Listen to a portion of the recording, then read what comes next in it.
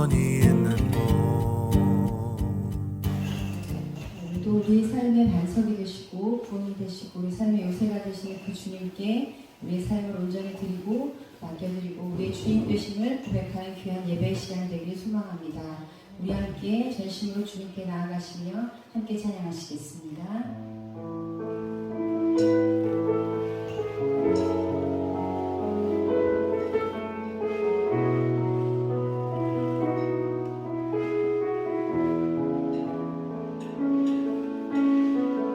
주님 손에 맡겨드리니 주님 손에 맡겨드리니 나의 삶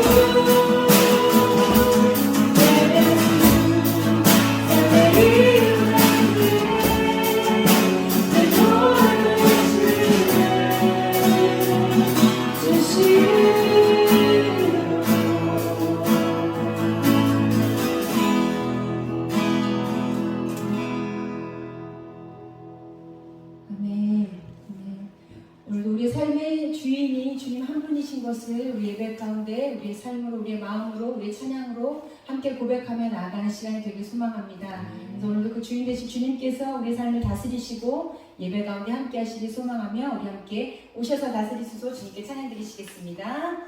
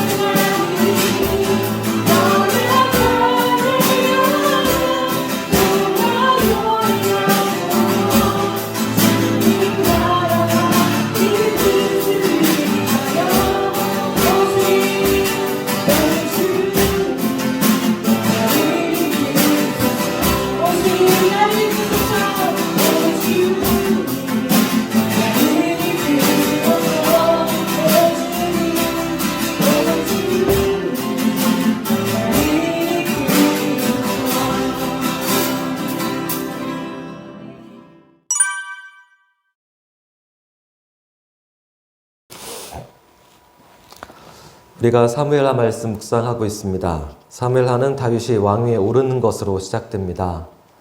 사울 왕이 죽는 것으로 사무엘상이 끝이 났고 사무엘하는 다윗이 왕위에 오르는 것, 그것으로부터 시작되어집니다. 왕이 된 다윗은 그때까지 난공불락 요새로 남아있던 여부스 사람들의 성을 빼앗아서 그것을 다윗성이라고 이름 지었습니다. 그리고 그곳에 자신의 궁궐을 지었습니다.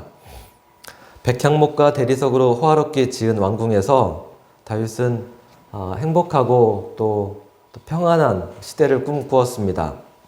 이때가 다윗에게는 가장 풍요로운 시대, 또 가정 안정되고 또 번영하고 그런 시대입니다. 그래서 그의 인생에 있어서 이제 행복할 것이다 라고 생각되었는데 오히려 이때가 다윗에게 가장 불행했던 때입니다. 세상 부족할 것이 없었습니다. 부와 명예와 모든 것을 가졌습니다. 아무것도 필요한 것이 없었습니다. 그런데 다윗은 행복한 것이 아니라 오히려 가장 불행했습니다. 저도 그렇고 여러분도 그렇고 사람들이 꿈꾸는 것들인데 부와 명예와 건강과 아름다움과 이런 것들을 추구하며 사는데 다윗이 그 모든 것들을 다 얻은 그 가운데 그는 왜 그렇게 불행했을까요? 그의 삶에서 가장 아픔들이 그때 일어납니다. 밧세바를 간음하고 충성스럽고 용맹스러운 우리아를 죽게 하고 다윗의 사랑하는 자녀들이 서로를 파괴하고 살인하고 가장 잘생기고 똑똑한 압살롬 그 아들이 다윗을 대적하며 반역하는 일이 벌어집니다. 아버지를 죽이겠다고 달려드는데 막장 드라마도 이런 막장 드라마가 없습니다. 다윗에게 왜 이런 일이 일어났을까요? 언제부터 어디서부터 잘못되었을까요? 다윗은 수없이 물었을 겁니다. 내가 무엇을 잘못했나? 어디서부터 이렇게 되었나? 하나님이 나에게 왜 이런 일들을 주시나? 다윗의 상황이 점점 더 회복 불가능한 수습할 수 없는 지경에 이르게 되어집니다. 사랑하는 여러분, 하나님께서 우리를 사랑하셔서 때때로 어려움과 시련을 주십니다. 이럴 때 우리가 무엇을 어떻게 해야 될까요? 하나님의 뜻은 무엇일까요? 다윗을 향한 하나님의 뜻은 아주 단순했습니다. 사무엘하 15장 23절에 하나님의 뜻이 있습니다. 온 땅 사람이 큰 소리로 울며 모든 백성이 앞서 건너가매 왕도 기드론 시내를 건너가니 건너간 모든 백성이 광야 길로 향하니라. 하나님은 다윗에게 다시 광야로 들어가라 라고 하셨습니다. 청년 야곱이 아버지의 집을 떠나서 형 에서를 피해서 도망하다 지치고 피곤한 몸으로 들에 쓰러져 잠이 들었습니다. 야곱에게 있어서 가장 힘들고 가장 가슴 아프고 가장 막막한 밤이었습니다. 그는 태어나 처음으로 부모의 집을 떠나 들판에 홀로 돌멩이를 베고 잠이 듭니다. 놀랍게 그가 그 꿈속에서 하나님을 만납니다. 이제까지 야곱이 그런 하나님의 현현을 본 적이 없습니다. 분명 꿈이었는데 꿈속에서 하늘이 열리고 천사들이 왕래하고 살아계신 하나님을 만나게 되어집니다. 하나님 그때 야곱에게 말씀하시고 축복하셨습니다. 잠에서 일어난 야곱이 자신이 배웠던 돌을 가져다가 제단을 쌓고 거기서 하나님을 예배하며 하나님 앞에 서원합니다. 그리고 그것을 다윗은 야곱은 베델이라고 불렀습니다. 하나님의 집이라는 뜻입니다. 여기가 하나님의 집이구나. 야곱이 그것을 베델이라 했습니다. 약속하신 대로 하나님은 야곱을 범사에 잘되게 하셨습니다. 하는 일마다 잘 됐습니다. 그래서 헤아릴 수 없는 수많은 가축들과 12명이나 되는 자녀를 얻었습니다. 그것은 마치 다윗이 왕위에 오르는 것과 같습니다. 호화로운 궁궐에 살게 된 것과 똑같습니다. 세상 사람들이 말하는 성공의 과정입니다. 나는 삶의 바닥까지 내려갔는데 포기하지 않았습니다. 그 숱한 어려움 속에서도 나는 끊임없이 노력했는데 내가 마침내 이런 어마어마한 성공을 거두었습니다. 하늘은 스스로 돕는 사람을 돕는다라는 말이 맞습니다. 세상 사람들이 말하는 성공 스토리입니다. 감동적이고 교훈적인 이야기이지만 하나님이 원하시는 삶은 그런 삶이 아닙니다. 하나님이 우리에게 말씀하시는 믿음의 삶은 이런 성공 스토리와 정반대입니다. 하나님이 원하시는 것은 야곱이 엄청난 부를 얻었다, 다윗이 결국에 왕이 되었다 라고 하는 겉으로 보이는 성공이 아닙니다. 하나님 외적인 성공이 아니라 우리의 중심을 보시는데 우리의 가진 재산을 가지고 성공 여부를 말씀하지 않으십니다. 야곱이 형과 화해하고 또 아름답고 풍요로운 터전을 얻습니다. 자녀도 많이 낳았고 일꾼도 많아졌고 감당하기 어려울 정도의 부와 명성과 이런 것들을 얻고 있습니다. 그런데 바로 그때 그 사랑하는 딸이 강간을 당합니다. 그의 아들들이 그 여동생의 원수를 갚겠다고 복수의 칼을 뽑아듭니다. 야곱의 아들들이 한 부족의 남자들을 전부 다 죽여버립니다. 정말 순식간에 끔찍한 일이 벌어집니다. 그러나 야곱은 아무것도 할 수 없었습니다. 한 부족을 집단 학살했는데 무엇으로 배상하고 어떻게 그 죄를 사죄할 수 있겠습니까? 복수는 또 다른 복수를 부를 것입니다. 야곱은 감당할 수 없는 재앙이 오고 있는 것을 보았습니다. 야곱이 할 수 있는 것은 아무것도 할 수 없었습니다. 그런 야곱에게 하나님이 이렇게 말씀하십니다. 창세기 35장 1절에 하나님 야곱에게 이르시되 일어나 베델로 올라가서 거기서 제단을 쌓으라 하신지라. 다시 베델로 올라가라 라고 하십니다. 처음 내가 형과 다투었던 그때, 내가 아무것도 없었던 그때 그 장소로 가라 라고 하십니다. 야곱은 그때 아무것도 없었는데 그랬기 때문에 하나님을 만날 수 있었습니다. 그런데 지금 야곱은 너무 많은 것을 가지고 있습니다. 그리고 그것이 하나님을 가로막는 벽이 되어버렸습니다. 그 막힌 담이 무너져야 하나님을 만날 수 있습니다. 예수님은 막힌 담을 허무시는 분이십니다. 우리 지방에 목회자 소그룹 모임이 있습니다. 밴드 모임이라고 하는데 4명씩 이렇게 소그룹 모여서 목회 나눔을 하는 밴드 모임이 있습니다. 제가 속한 밴드의 이름은 광야의 생명이라는 밴드입니다. 예수나라교회 목사님, 좋은 친구 교회 목사님, 구성교회, 그리고 저 이렇게 4명이 모입니다. 지난주 목요일에 한 분이 못 오시고 3분이 같이 점심을 먹고 또 오랜 동안 이런저런 이야기를 막 나누었습니다. 이야기 중에 예수나라교회 목사님께서 이용규 선교사님의 내려놓음에 대해서 이야기하셨습니다. 여러분 아시겠지만 내려놓음이라는 책은 오랜 기간 베스트셀러였습니다. 이용규 선교사님의 삶에서 나오는 그 메시지가 참 많은 사람들에게 감동을 주었습니다. 그분의 헌신, 권리 포기 이런 것들이 어쩌면 이 시대와 이렇게 잘 맞았던 것 같습니다. 우리의 상황과 꼭 필요한 메시지였던 것 같습니다. 우리나라가 어느 때보다도 급성장해서 그리스도인들도 부자들이 많아졌습니다.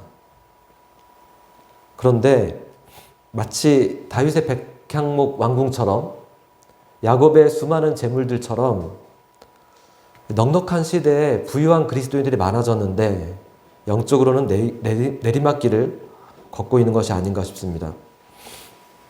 예수나라교회 목사님이 그 내려놓음 책을 이야기하시면서 참 감동 깊게 읽었다고 그러면서 그런데 내려놓음 가지고는 안 되는 것 같아요 라는 말씀하셨습니다. 왜냐하면 내려놓았다가 다시 죽는다는 겁니다. 근데 그 말이 정말 맞는 것 같습니다. 우리가 내려놓는데 내려놓다 다시 죽습니다. 목사님 하시는 말씀이 내려놓는 것이 아니라 버려야 돼요. 완전히 버려야 다시 죽지 못해요 라고 하셨습니다. 그 말 들으면서 고개가 끄덕끄덕여졌고 다윗이 떠올랐습니다. 다윗이 모든 것을 버리고 광야로 들어갔구나. 내려놓은 것이 아니라 다 버렸구나 하는 생각이 들었습니다. 광야로 들어갈 때 그렇게 아름답게 지었던 자신의 왕궁이 아까웠을까요? 세상에 없는 금은보화 보석들, 정말 그 귀한 것들 그가 다 챙겨가지고 광야로 들어갔을까요? 그럴 수도 없었고 그럴 리도 없습니다. 정말이지 다윗이 모든 것을 버립니다. 2벌 옷도 가져가지 않았고 먹을 음식도 챙겨갈 수 없었습니다. 겨우 몸만 빠져나갔습니다.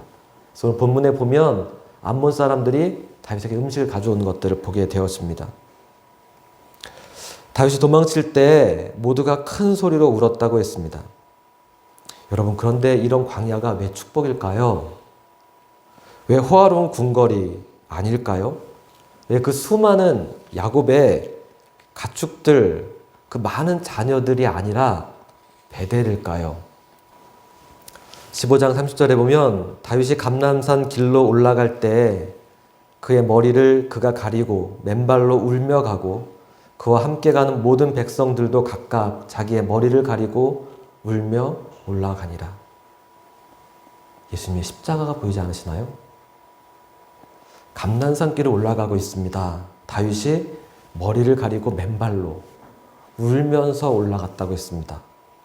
다윗을 따르는 사람도 얼굴을 머리로 다 가리고 울면서 올라가고 있습니다. 예수님의 골고다 언덕길이 보이지 않으시나요? 다윗의 모습에서 예수님의 십자가가 보여집니다. 그리고 이제 다윗이 광야길로 들어가서 벌어지는 일들이 사무엘 하에 보면 이상하리만치 자세하게 나옵니다. 마치 이때의 다윗의 모습을 말씀하려고 이전의 말씀들을 하신 것 같은 느낌이 듭니다. 15장부터 19장까지 분량도 상당히 많고 내용도 굉장히 자세하고 그리고 이때 다윗의 모습이 굉장히 감동적입니다. 여러분이 지난 2주간 동안 이 본문 묵상하시면서 많은 감동과 은혜를 받으셨을 거다 생각됩니다. 아, 이 모습이 진짜 다윗이구나. 그런 생각했습니다. 너무나 진실하고 너무나 겸손하고 사랑이 가득한 사람. 그리고 이것이 우리가 매일매일 살아가야 하는 삶의 모습이구나 라고 하는 것을 깨닫습니다. 15장에 보면 사독과 제사장들이 하나님의 법궤를 메고 옵니다. 광야로 들어가는 다윗을 따라서 하나님의 법궤를 메고 옵니다. 이 법궤를 가지고 같이 가겠다라고 말하는 거죠. 이때 다윗이 사독에게 이렇게 말합니다. 그 법궤를 가지고 돌아가라고 말합니다. 다시 그곳에 갖다 두라고 말합니다. 왕이 사독에게 이르되 보라 하나님의 궤를 성읍으로 도로 메어 가라. 만일 내가 여호와 앞에서 은혜를 입으면 도로 나를 인도하사 내가 그 궤와 그 계신 데를 보이시리라. 하나님께 나를 다시 은혜를 베푸시면 내가 다시 돌아올 거야. 그러니까 그 법궤는 그냥 그곳에 갖다 둬. 여기까지는 이해할 수 있습니다. 다윗이 뭐라고 말하냐면 이렇게 덧붙입니다. 그러나 그가 이와 같이 말씀하시기를, 하나님이 이와 같이 말씀하시기를 내가 너를 기뻐하지 아니한다 하시면 종이 여기 있사오니 선이 여기시는 대로 내게 행하시옵소서 하리라. 이 말씀 이해가 되시나요? 이 말씀 묵상하다 가슴이 멍했습니다. 어떻게 이렇게 말씀하실 수 있죠? 하나님이 나를 기뻐하지 않으시면 종이 여기 있사오니 하나님이 선이 여기시는 대로 행하소서. 예수님의 겟세마네 기도가 떠오르지 않으시나요? 하나님이 고난의 잔을 제게서 돌리시기를 원합니다. 그러나 내 뜻이 아니라 하나님의 뜻대로 되기를 원합니다. 예수님의 기도와 다윗의 이 고백을 같이 묵상해야 합니다. 그래야 그 의미가 비로소 분명해집니다. 하나님이 나를 기뻐하지 않으시면 종이 여기 있사오니 선이 여기시는 대로 내게 행하소서. 다윗은 기꺼이 버림받겠다라고 고백했습니다. 예수님도 겟세마네 동산에서 똑같은 기도를 드리셨고 십자가에서 하나님의 버림을 받으셨습니다. 이것이 광야의 축복이라고 믿습니다. 우리가 매일매일 이런 고백을 할 수 있어야 합니다. 나의 원대로가 아니라 하나님 기뻐하시는 뜻이 이루어지게 하옵소서. 26장 5절에 보면 시므이가 다윗을 따라오면서 재를 뿌리고 돌을 던지면서 다윗을 저주합니다. 다윗과 그의 신하들을 향하여 돌을 던지며 욕하며 저주합니다. 피를 흘린 자여 사악한 자여 가거라 가거라. 모든 피를 여호와께서 내게 돌리셨도다. 보라, 너는 피를 흘린 자이므로 화를 자초하였느니라. 먼지를 뿌리고 돌을 던지면서 사악한 자여 피 흘린 자여 가거라 가거라. 이때 아비새 장군이 칼을 뽑아들고 다윗에게 청합니다. 왕이시여, 이 죽은 개를 내가 어찌하리이까? 청하건대 내가 건너가서 그의 머리를 베게 하소서라고 말합니다. 그러나 다윗이 원수를 갚지 말라고 합니다. 오히려 자신을 돌아봅니다. 그가 저주하는 것은 여호와께서 그에게 다윗을 저주하라 하심이니 내가 어찌 그리하였느냐 할 자가 누구겠느냐. 저가 나를 저주하고 조롱하고 그러지만 내가 그것을 받겠다라고 말합니다. 예수님이 겟세마네 동산에서 붙잡히시고 병정들에게 끌려가셨을 때 병정들이 예수님을 주먹으로 치고 침뱉고 모욕하고 조롱합니다. 그리고 예수님 옆에 절합니다. 예수님이 아무런 대꾸를 하지 않습니다. 마치 예수님의 모습을 보는 것 같습니다. 다윗의 광야의 생활을 쭉 보면서 지난주 큰 위로가 되었습니다. 아, 누군가의 삶이 이렇게 큰 위로가 될 수 있구나. 그리고 하나님이 우리에게 원하시는 삶이 이것이구나. 누군가에게 예수 그리스도를 보여주는 삶, 그래서 누군가에게 위로할 수 있는 삶, 그런 삶을 살아가라고 하시는 것이구나. 우리의 모습 속에서 예수님의 모습이 보이기를. 세상이 우러르는 성공이 아니라 하나님 원하시는 십자가의 걸음을 걸어갈 수 있게 해달라고 기도할 수 있는, 왕궁의 화려함이 아니라 빈들에서 기쁘게 걸어갈 수 있는 우리 모두가 되기를 간절히 원합니다. 기도하시겠습니다.